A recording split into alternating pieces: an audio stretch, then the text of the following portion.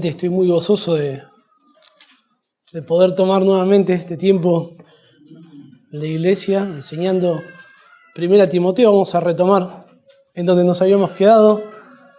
1 Timoteo capítulo 4, versículo 1 al 5, así dice la palabra del Señor.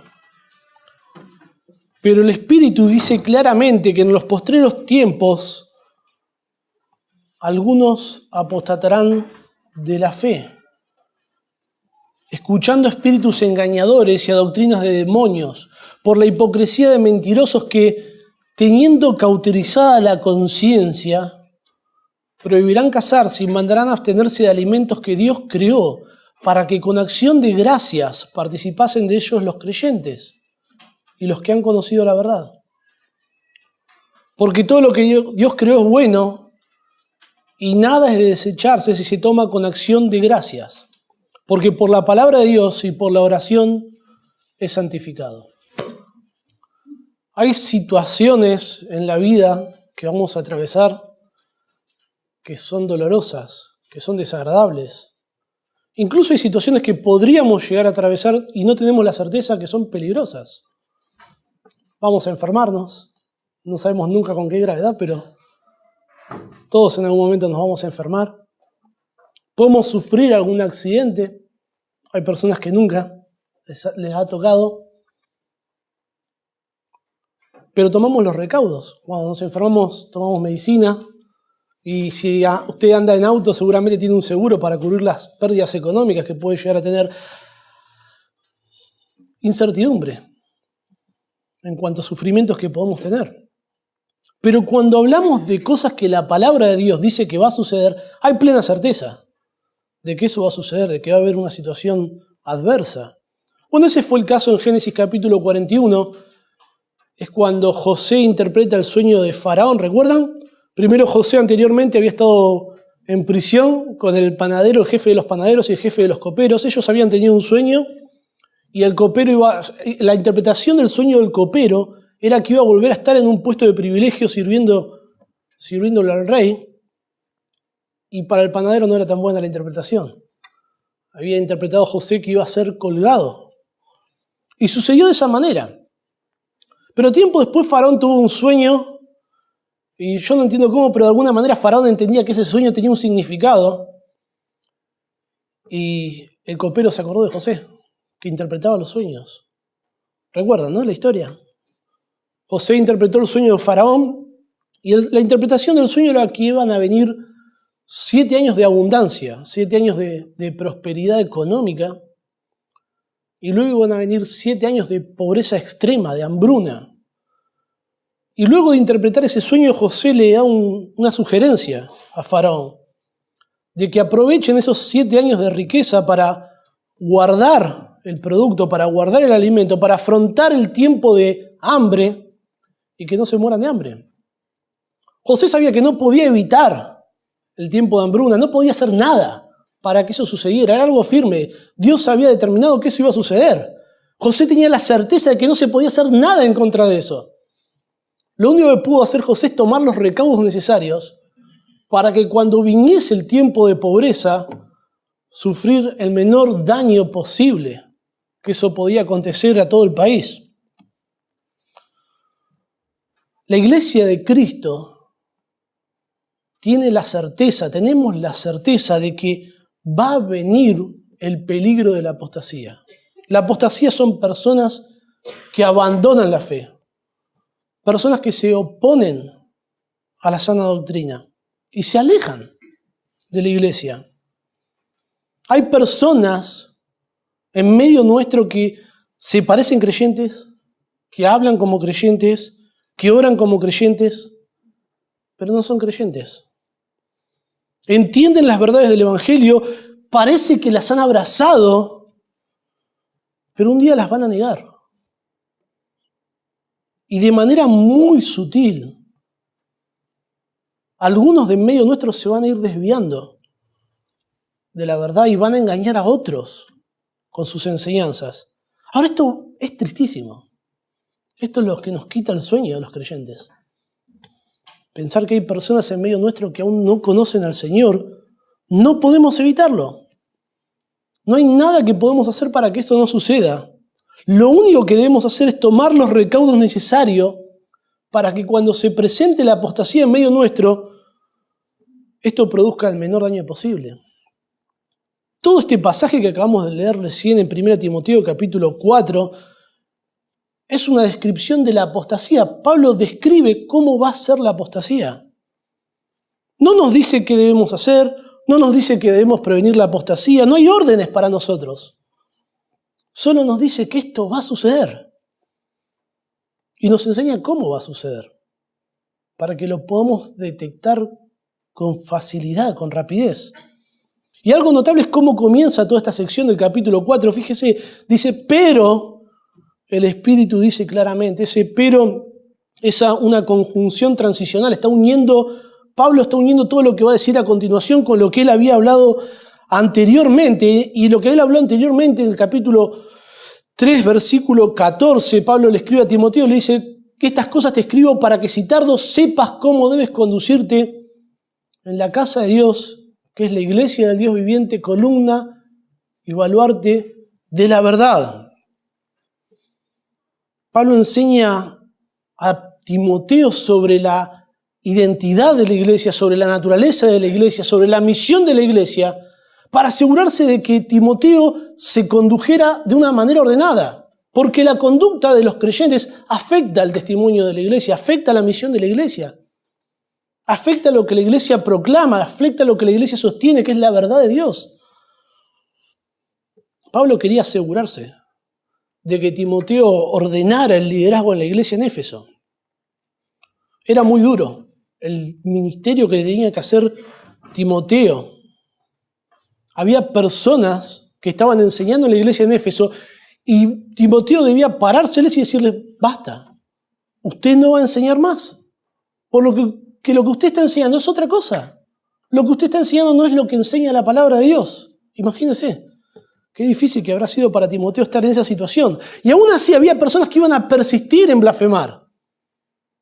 Y está el caso de Himeneo y Alejandro, y Pablo le dejó el ejemplo de que algunos era necesario expulsarlos para que aprendan, para que no contaminaran al resto.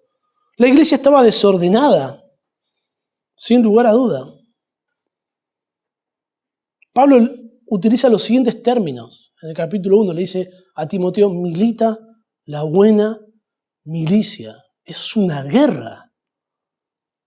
Los creyentes estamos en una guerra entre la verdad y el error. El culto estaba desordenado. Las mujeres en Éfeso se vestían de manera sensual y algunas querían tomar la enseñanza. Probablemente, quizás ya lo estaban haciendo. Y en el capítulo 3, como vimos hace algunos meses, Pablo le da a Timoteo una lista de requisitos para las personas que van a ser los pastores en la iglesia, el liderazgo y los diáconos. Y Pablo le muestra a Timoteo que los líderes deben ser personas ejemplares, personas que nos enseñan por su ejemplo cómo vivir la vida cristiana. Personas irreprensibles, intachables. Y Timoteo debía frenar a ciertas personas que estaban en el liderazgo en Éfeso y decirle, usted no va a ser más nuestro pastor, porque usted ya no está reflejando el carácter de Cristo. Usted no está mostrando el fruto del Espíritu Santo. Usted no es irreprensible. Usted no es apto para enseñar. No es difícil, ¿no? Imaginar cómo Timoteo se vería abrumado ante semejante tarea. Y Pablo quiere asegurarse de que Timoteo lo haga. Y es por eso que le dice en el versículo 14, esto te escribo para que si tardo sepas cómo debes conducirte. Timoteo no podía esperar que Pablo viniese y decir, bueno, voy a esperar a Pablo, que Pablo venga, que él ponga orden, yo mejor no toco nada. No, Pablo quería asegurarse de que Timoteo hacía lo que tenía que hacer porque hay un sentido de urgencia. Y alguien puede pensar, bueno, ¿para qué ordenar en esta situación en Éfeso, ¿no? ¿Para qué ordenar el liderazgo de la iglesia en este momento? Mejor dejemos todo como está. Podemos ordenar el liderazgo de la iglesia más adelante. Y entonces Pablo le va a recordar a Timoteo que la iglesia está ante un gran peligro y es el peligro de la apostasía. No sabemos cuándo va a suceder. pero sí tenemos la certeza de que esto va a suceder, que esto va a acontecer. Y es vital, es sumamente importante que cuando surge la apostasía dentro de una iglesia, la iglesia tenga un liderazgo ordenado bíblicamente. Una iglesia que tiene un liderazgo ordenado es menos vulnerable al ataque de la apostasía y al ataque de los falsos maestros. ¿Qué es un apóstata? Comienza el versículo 1 diciendo, pero el Espíritu dice claramente que en los postreros tiempos algunos apostatarán de la fe. Apostatar en este pasaje es un verbo que está en voz media. Eso significa que la persona, el apóstata, que es la persona que realiza la acción de abandonar la fe, recibe las consecuencias de lo que está haciendo. Significa retirarse, ausentarse, renunciar, abandonar. No es algo accidental, es una acción intencional, deliberada. Alguien que se está yendo del verdadero Dios, alguien que está renunciando a la verdad. Esta palabra, un apóstata, no describe a alguien que vino a la iglesia, estuvo un par de domingos y se fue, sino que describe a alguien que está con nosotros, alguien que estuvo muy cerca de la verdad, pero nunca la abrazó. Y el abandono de la verdad demuestra que nunca la abrazó. Un apóstata es alguien que se levanta dentro de las filas de la misma iglesia. Jesús utiliza la misma palabra apóstata en Lucas capítulo 8, versículo 13, cuando está la parábola del sembrador y luego el Señor la explica y dice lo siguiente, habla de la semilla que cayó sobre la piedra, ¿recuerdan? Dicen los de sobre la piedra son los que habiendo oído reciben la palabra con gozo, pero estos no tienen raíces, creen por algún tiempo y en el tiempo de la prueba se apartan. Es la misma palabra que apostatar. Fíjense, oyen la palabra, la reciben con gozo, creen. Cualquiera de nosotros diríamos, ya está, es un creyente. Hasta que nos damos cuenta que abandonó. Y algunos piensan, hay algunos que piensan que son creyentes. Algunos piensan que las personas que abandonan la fe, que alguna vez abrazaron, son creyentes aún. Dicen, bueno, son creyentes apartados. Son creyentes. Lo que pasa es que ahora ya no están más con nosotros, ya se alejaron de nosotros. Así no son descritos los creyentes en las Escrituras, ese es el problema. Es muy popular esto. Pero así no es como la palabra de Dios describe un creyente. Los creyentes no somos descritos en las Escrituras como personas que creemos por un tiempo. En 1 Corintios 15:2, no lo busqué, yo se lo leo, dice así, por el cual asimismo, si retenéis la palabra que os he predicado, sois salvos. Si no creísteis en vano. Pablo describe a un creyente como alguien que retiene la verdad de Dios, que no la abandona. En Hebreos 10:39 dice, nosotros no somos de los que retroceden para perdición, sino de los que tienen fe para preservación del alma. 1 Juan 2:19 dice, si hubiesen sido de nosotros, habrían permanecido con nosotros. No estamos hablando de fe por obras, de salvación por obras, sino que estamos hablando de personas que nunca fueron salvas. La fe genuina persevera en la verdad, se mantiene firme en la verdad. Estas personas nunca tuvieron la verdad, nunca abrazaron a Cristo, no oyen la voz de Cristo, no siguen a Cristo, no son de Cristo. Y el abandono de la verdad es la evidencia final que nosotros tenemos de que esas personas que estaban en medio nuestro no eran creyentes. Es en medio de ese contexto que estamos viendo que Pablo escribe a Timoteo y nosotros vemos en la palabra de Dios para nosotros que la iglesia debe ser ordenada. La iglesia debe ordenarse porque enfrenta el peligro de la apostasía. Y Pablo va a hablar de cómo es este peligro, cómo sabemos este peligro, qué es este peligro. Y lo primero que vemos es que tenemos la certeza de que va a haber apostasía. Tenemos la certeza. Yo no sé cómo organiza usted su día, pero yo siempre antes de salir suelo mirar el pronóstico del tiempo, en gran parte porque ustedes saben que yo voy a ver a mis clientes en motocicleta, entonces siempre me fijo de que no llueva, de que esté lindo. Y aún así, muchas veces el pronóstico del tiempo mucha atención no le presto. ¿Por qué? Pues se equivoca. Muy a menudo dicen que va a llover, que va a caerse el cielo, y no pasa nada. Entonces uno empieza a perderle la confianza y a no darle mucha atención. Y bueno, aunque dice que llueve, yo salgo igual, porque ya me viene diciendo que va a llover hace como 5 días y no pasa nada. Ahora, cuando es Dios quien dice que va a caer la tormenta de la apostasía, ahí podemos tener plena certeza. Dios nos revela por medio de su palabra que va a haber apostasía. Fíjese, el versículo 1 dice que el Espíritu dice, ¿cómo? Claramente. Ahí el Espíritu es una referencia a la tercera persona de la Trinidad, el Espíritu Santo. Y es interesante porque dice que el Espíritu dice. Esto significa que el Espíritu Santo le habla a los creyentes. ¿Y cómo lo hace? ¿Cómo es que el Espíritu Santo habla a los creyentes? Segunda Pedro 1:21 dice que nunca la profecía fue traída por voluntad humana, sino que los santos hombres de Dios hablaron siendo inspirados, ¿cómo? Por el Espíritu Santo. El Espíritu Santo habla. ¿Usted quiere escucharlo? Abra su Biblia. Lea las Escrituras. Eso es lo que el Espíritu Santo tiene para decirle a usted. Todo lo que escribieron los hombres fue inspirado por Dios, a tal punto que Pablo puede decir con total confianza en 2 Timoteo 3, dice que toda la Escritura es inspirada por Dios. Tenemos la palabra de Dios, tenemos lo que dice el Espíritu Santo y lo dice de manera clara, expresamente, exactamente. La advertencia en las Escrituras en cuanto a la apostasía no es algo que aparece recién acá en 1 Timoteo. La iglesia del Nuevo Testamento había sido advertido de la apostasía mucho antes. Específicamente en Hechos capítulo 20, Pablo manda llamar a los ancianos de la iglesia en Éfeso. Fíjese, no manda llamar a todos los creyentes de la iglesia en Éfeso, sino solamente a los líderes. Y Pablo se reúne con ellos y cuando se despide lo hace en los siguientes términos. Dice, sé que después de mi partida entrarán en medio de vosotros lobos rapaces, que no perdonarán al rebaño. Y fíjese lo que dice aquí. Y de vosotros mismos, ¿de quiénes? De los ancianos, de las personas que van a estar liderando la iglesia en Éfeso. De ellos mismos dice que se van a levantar hombres que hablen cosas perversas para arrastrar tras sí a los discípulos. Y a veces solemos pensar, no, pero esto no nos va a pasar a nosotros. Esto no nos va a pasar en este momento. Somos una iglesia ordenada, somos una iglesia sólida.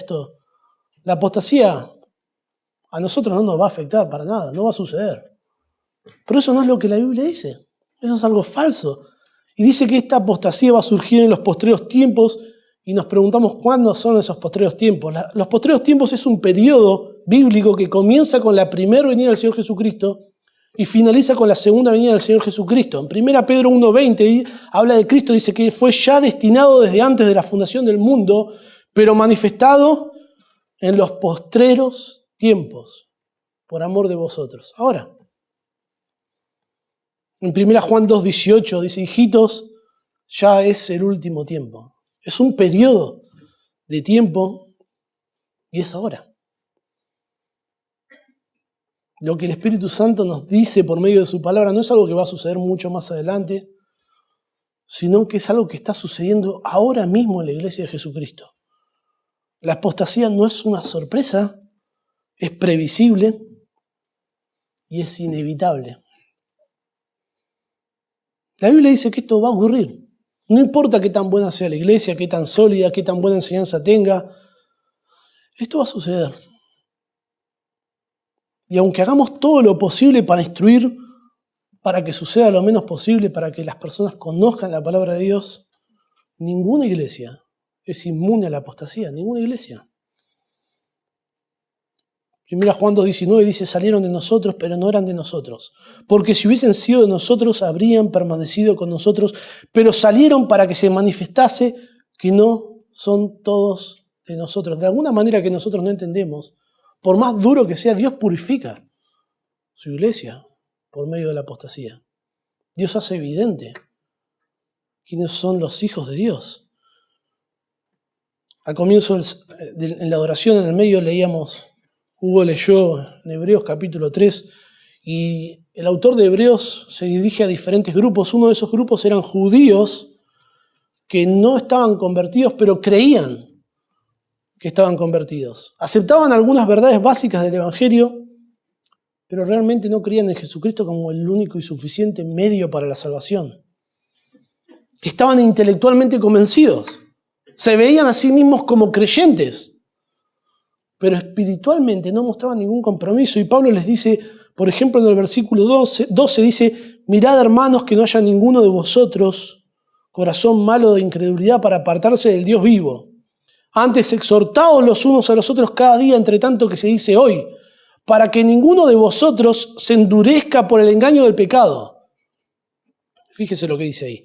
Porque somos participantes de Cristo, con tal que retengamos hasta el fin nuestra confianza desde el principio. Hay una perseverancia en la fe. El versículo 6 se habla de Cristo, dice que Él fue un hijo fiel sobre la casa de Dios. Dice, cuya casa somos nosotros somos la casa de Dios. Y luego hay un condicional, dice, si retenemos firme hasta el fin la confianza. La fe genuina, la fe verdadera, la fe que salva, persevera, no abandona, no apostata.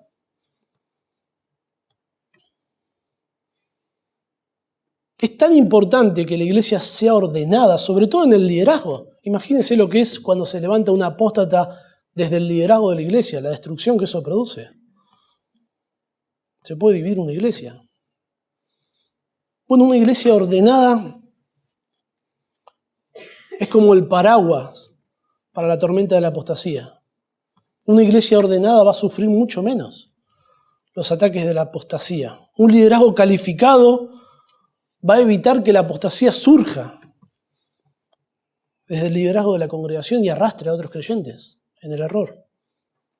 Una congregación ordenada, instruida, creyentes que están comprometidos con conocer y obedecer la palabra de Dios, van a funcionar como un sistema inmune, no permitiendo que un apóstata esparza el virus del error en medio de la congregación.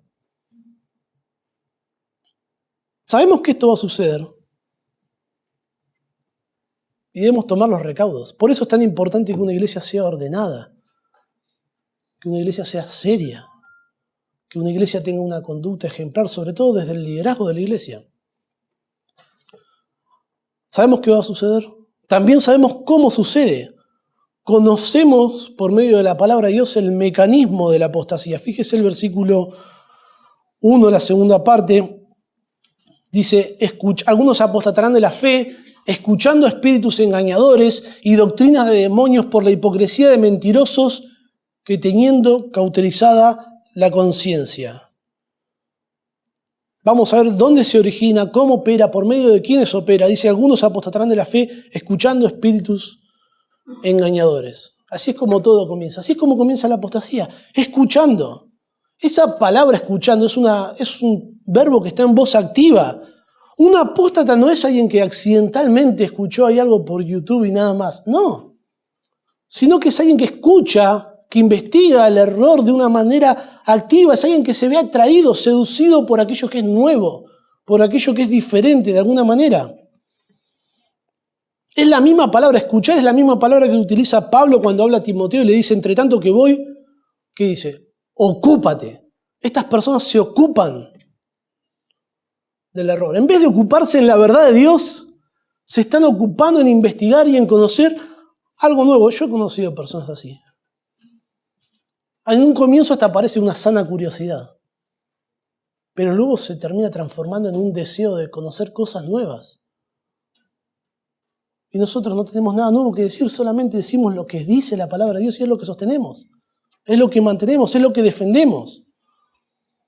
Personas que traen nuevas ideas, nuevas interpretaciones, nuevas maneras de hacer las cosas en la iglesia, son atraídos por aquello que es diferente a lo que sostiene una iglesia bíblica. El presente de este verbo indica que es un acto continuo, es una persona que está ahí constantemente investigando. Puede parecernos una persona estudiosa.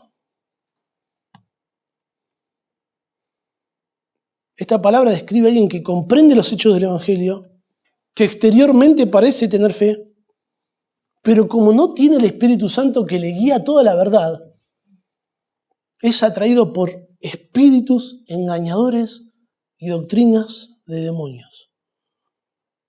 En un sentido, todo comienza con alguien que está prestando atención fuera de la iglesia. Anteriormente, Pablo le dijo a Timoteo que la iglesia es columna y baluarte de la verdad. Bueno, hay mucha enseñanza fuera de la iglesia buena, por decirlo de alguna manera, en Facebook, en YouTube o en otras redes sociales, pero también hay mucha enseñanza dañina y a veces el error es muy sutil. Aprender o conocer teología por medio de las redes sociales, bueno, algo a aprender, pero yo me doy cuenta, por lo que he conversado con muchos creyentes, se les ha colado el error dentro de las iglesias. La iglesia es columna y baluarte de la verdad. No la radio, no Facebook, no YouTube, no. Nada de eso. El origen de la apostasía, fíjese, dice que escucharon a espíritus engañadores y a doctrinas de demonios. Nosotros a veces pensamos que el error nace en personas que están confundidas, personas que no entendieron bien. Cuando surge un error doctrinal decimos, bueno, es alguien confundido, es alguien que no está entendiendo bien y puede parecer verdad, pero bíblicamente el error nace desde Satanás y sus huestes, de los mismos demonios. En Juan capítulo 8, versículo 44, dice que no ha permanecido en la verdad porque no hay verdad en él. Está hablando de Satanás. Dice, cuando habla mentira, de lo suyo habla, dice el Señor, porque es mentiroso y padre de mentira. Toda mentira es engendrada en el seno de Satanás.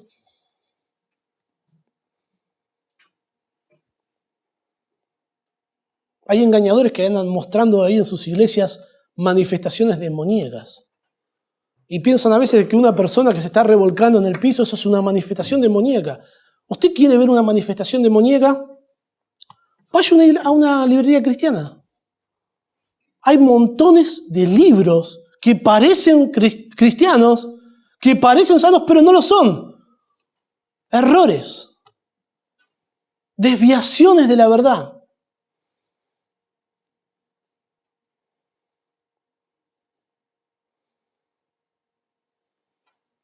Mentira, falsa doctrina.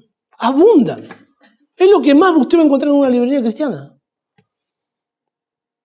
Y dice que estos demonios, estos espíritus son engañadores. La palabra engañadores es la palabra planos, de donde viene la palabra castellana planeta.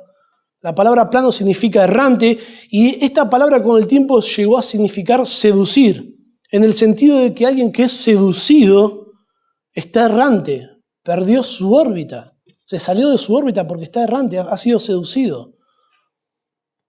Los demonios son engañadores porque quieren que los hombres anden errantes, fuera de la órbita de la verdad. Hay personas que están en medio nuestro que aún no han abrazado la verdad, pero están en la órbita de la verdad, están cercanos a la verdad. Y Satanás quiere quitarlos de aquí, que no escuchen más la verdad del Evangelio, porque la fe viene por el oír. Y el oír viene por la palabra de Dios. El mecanismo que la apostasía utiliza son doctrinas, enseñanzas. Eso es lo que hacen los demonios. Enseñanzas que van en contra de Dios. Doctrinas de demonios. No son doctrinas que hablan sobre los demonios, sino que son doctrinas que piensan, que maquinan los demonios. Ellos son los que elaboran toda clase de falsa enseñanza para desviar a las personas de la verdad de Dios.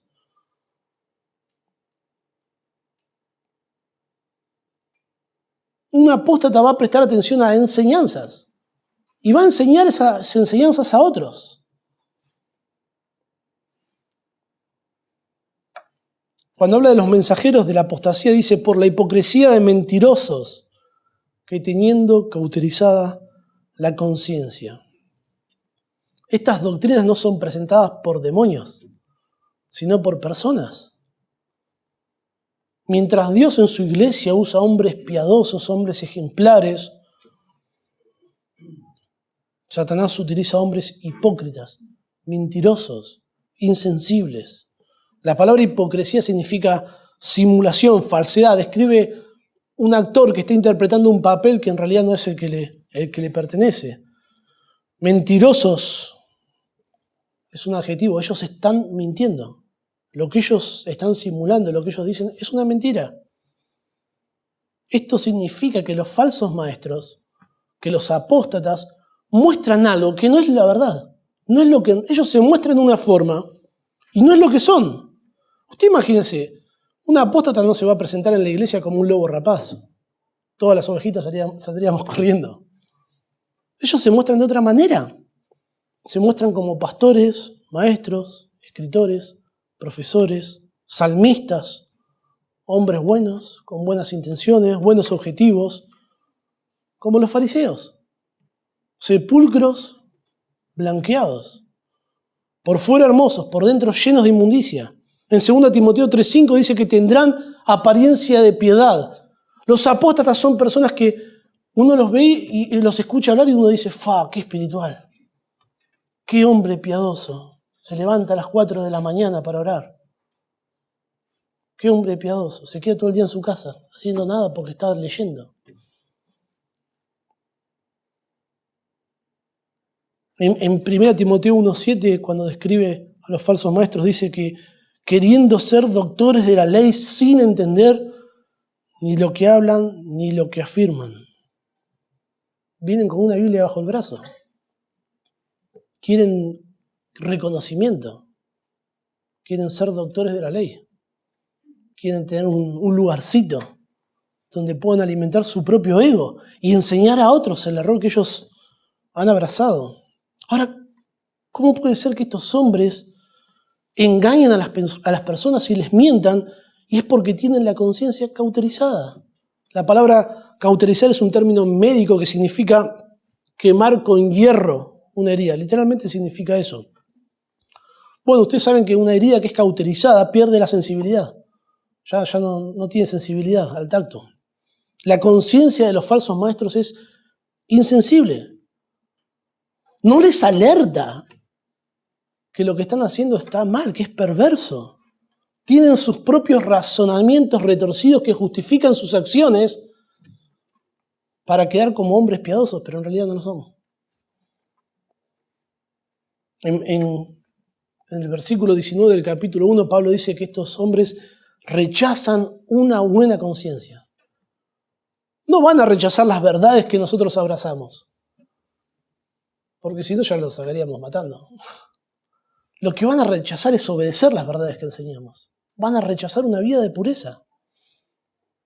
Ahora, piense por un momento, si estos hombres se muestran como hombres piadosos, como enviados de Dios, tienen apariencia de piedad, se nos colan fácilmente. No es fácil identificarlos. ¿Cómo podemos saber que son mensajeros de Satanás en vez de mensajeros de Dios? Por lo que enseñan. Lo que enseñan es contrario a la palabra de Dios. No van a mostrar cómo son sus vidas realmente, pero en sus palabras vamos a poder ver qué es lo que ellos creen. Y vamos a ver que es contrario a lo que la palabra de Dios enseña. Fíjese el versículo 3, dice, prohibirán casarse y mandarán a abstenerse de alimentos que Dios crió para que con acción de gracias participasen de ellos los creyentes y los que han conocido la verdad. Porque todo lo que Dios creó es bueno y nada es de desecharse si se toma con acción de gracias. Porque por la palabra de Dios y por la oración es santificado. Fíjese estos errores que presentan los apóstatas.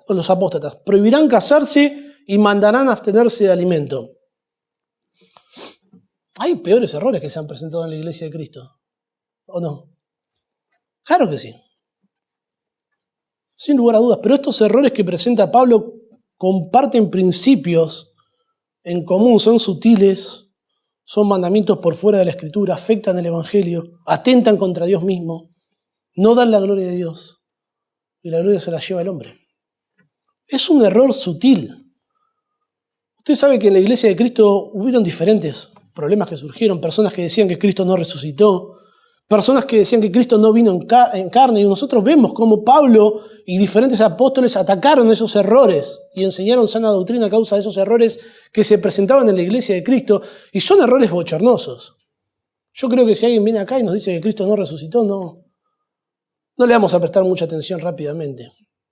Y es por eso que los apóstatas cometen errores sutiles, errores que no los vamos a percibir si no estamos familiarizados con la palabra de Dios, si no estamos en contacto con la palabra de Dios, si no conocemos la palabra de Dios. En un sentido, estos errores son de menor índole doctrinal, pero tienen su gravedad, sin lugar a duda.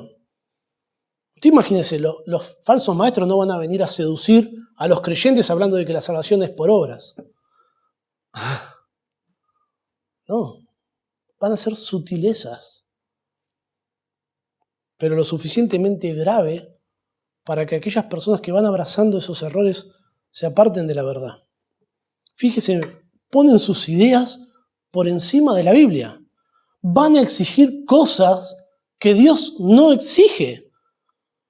Ellos demandan no casarse y abstenerse de alimento.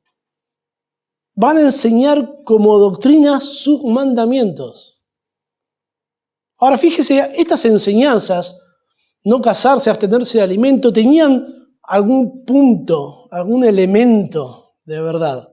Ustedes recuerdan, Pablo honra la soltería. No hay nada de malo en estar soltero. Pablo habla muy bien de la soltería. Tampoco no hay nada malo con el ayuno. Las Escrituras enseñan que el ayuno es muy bueno cuando va acompañado de oración. Pero ¿cuál es el problema? El problema es que estos falsos maestros hicieron de estas cosas medios necesarios para la salvación. En un sentido ellos creen que van a ser salvos porque, mirá, yo soy más espiritual que vos, yo no me caso, me abstengo de alimentos. Y uno dice, ¡fua! ¿Cómo hizo? Parecen piadosos. Pero no lo son. Estas personas piensan que se van a ganar el favor de Dios por abstenerse de aquellas cosas que Dios quiere que los creyentes participen. En un sentido, estas personas se creen espirituales. Acá Pablo nos da estos ejemplos, pero podemos pensar en un montón de ejemplos, ¿no? Muchísimos ejemplos. Personas que agarran y dicen, no, yo estoy desde las 5 de la mañana orando hasta las 10 que empiezo a trabajar. Y siempre son personas que comparten lo que hacen en su intimidad. Para aparentar. Para mostrarse. Llevan algunas enseñanzas bíblicas a un extremo que no es bíblico. La Biblia no exige que no se casen. La Biblia no exige no comer alimentos. Pablo dijo, mejor es casarse que estarse quemando. Mismo en 1 Timoteo, Pablo enseña que las viudas jóvenes dice que se casen. Todo lo contrario. Pablo en 1 Corintios dice que todo lo que se pone de adelante, comed. Ahora ustedes entiendan cómo esto funciona, ¿no? Usted está participando en un asado y viene esta persona muy espiritual con él. No, yo no voy a comer porque me quiero abstener de alimentos. Y por uno dice, wow, para dedicarme a la oración. Parecen algo, pero no lo es. A todo esto atentan contra el propósito divino. El propósito divino es que Dios sea glorificado. Todas las cosas que Dios hace, las hace para la alabanza de la gloria de su gracia. Porque de Él, por Él y para Él son todas las cosas. A Él sea la gloria. A tal punto que si comemos o si bebemos o hacemos lo que hacemos, todo debe ser ¿para quién? Para la gloria de Dios. Ahora ellos prohibirán casarse, mandarán a abstenerse de alimentos que Dios creó para que con acción de gracias participasen de ellos los creyentes y los que han conocido la verdad. ¿Quién hizo el matrimonio? El Señor. ¿Quién hizo los alimentos? El Señor. Dios creó tanto el matrimonio como los alimentos y el matrimonio son algo bueno. El argumento de Pablo es que Dios creó estas cosas para que el hombre las disfrutase, para que el hombre le dé las gracias a Dios, para que Dios sea glorificado con acción de gracias. No es pecado disfrutar del matrimonio, gracias a Dios, ni de los alimentos. Lo que es pecaminoso es no darle la gloria a Dios por todas las cosas que Él nos da en abundancia para que las disfrutemos. Y en un sentido están atentando contra Dios mismo con sus enseñanzas. Porque Pablo tiene que aclarar y dice, porque todo lo que Dios creó es bueno y nada es de desecharse si se toma con acción de gracias. Los falsos maestros estaban negando que lo que Dios creó era bueno y lo estaban prohibiendo. Y ellos estaban decidiendo qué estaba bien y qué estaba mal. Ellos se estaban poniendo como la autoridad final sobre lo que se debe hacer. sin argumentos. No importa que usted le abra la Biblia, que usted le muestre, ellos tienen sus propios argumentos, sus propias interpretaciones personales, individuales.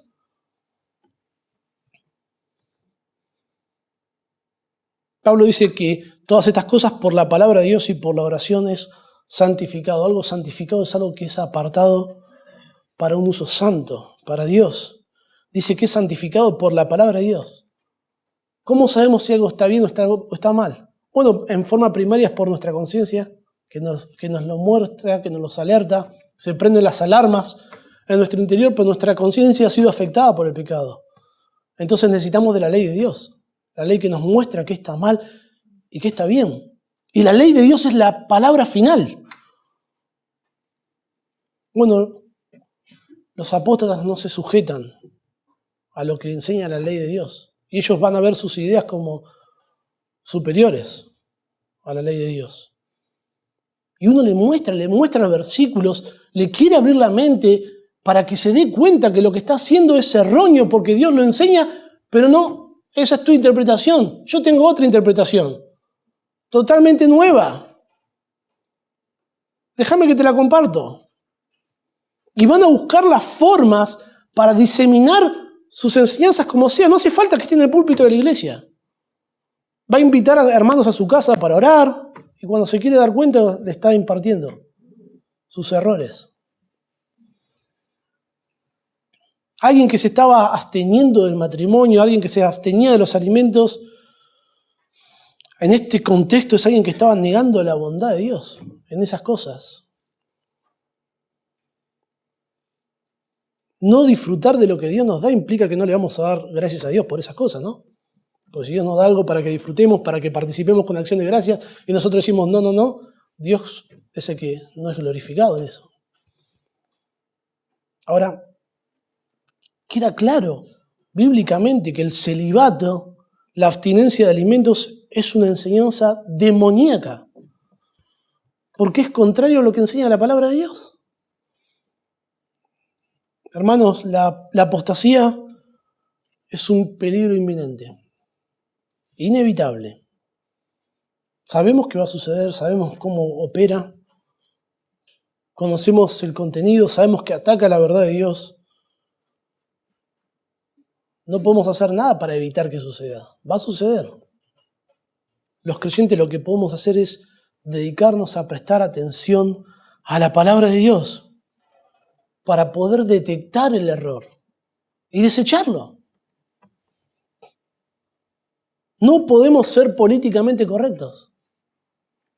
No puede ser que alguien nos está diciendo algo erróneo y nosotros no le voy a decir nada para que no se ofenda. No hay amor en eso. Usted dígale lo que dice la palabra de Dios. Y si es necesario que se ofenda. Porque lo que está diciendo es contrario a lo que enseña Dios. Es contrario a lo que la iglesia sostiene. No solamente debemos señalar el error, sino que no podemos permitirlo en medio nuestro. Una de las cosas que son peligrosas de la apostasía es cuando la apostasía no sucede. Cuando la apostasía no se manifiesta en medio nuestro. Es como cuando no llueve. No llueve, entonces usted ya... ¿Para qué va a salir con el paraguas? No tiene sentido. Y entonces un día agarra y cae una granizada tremenda y usted no pagó el seguro del auto, no sacó el paraguas, dejó la ropa colgada. Y sucede un desastre tremendo. Porque usted se acostumbró a que eso no suceda. A veces pasa lo mismo con la apostasía. No sucede, no se presenta y parece como que nos relajamos. Parece como que pensamos que somos inmunes, que no nos va a afectar, que eso no va a suceder y nos relajamos en nuestra vida espiritual. En ocuparnos en nuestra salvación con temor y temblor, en perseverar, en estudiar las Escrituras, en conducirnos de una forma ejemplar, de una forma ordenada, porque somos la iglesia de Cristo, columna y baluarte de la verdad. Y empezamos a relajarnos y empezamos a ver con malos ojos que las cosas se tomen tan en serio dentro de la iglesia. ¿Por qué tan en serio se está tomando la membresía de nuestra iglesia? Tanto lío para ser miembro de la iglesia, che. Ya está. Somos todos miembros. Tanto lío. Tanto que hay que estudiar para para enseñar, para tener un ministerio en la iglesia. No, empezamos a cometer toda clase de errores cuando nos descuidamos. Empezamos a aceptar miembros que no deberían ser miembros. Empezamos a colocar personas en lugares de servicio para que se sientan parte. Eso es muy común. Iglesias que ponen personas en ministerios para que no se vayan.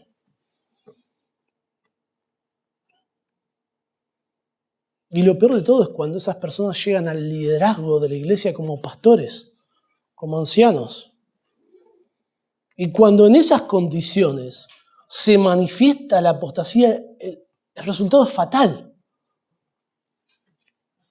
El resultado es mortal. Porque van a arrastrar personas atrás de su error. Es un tropiezo para el testimonio de la iglesia, es un tropiezo para la misión de la iglesia, que es sostener y proclamar la verdad de este mundo perdido, la verdad del Evangelio.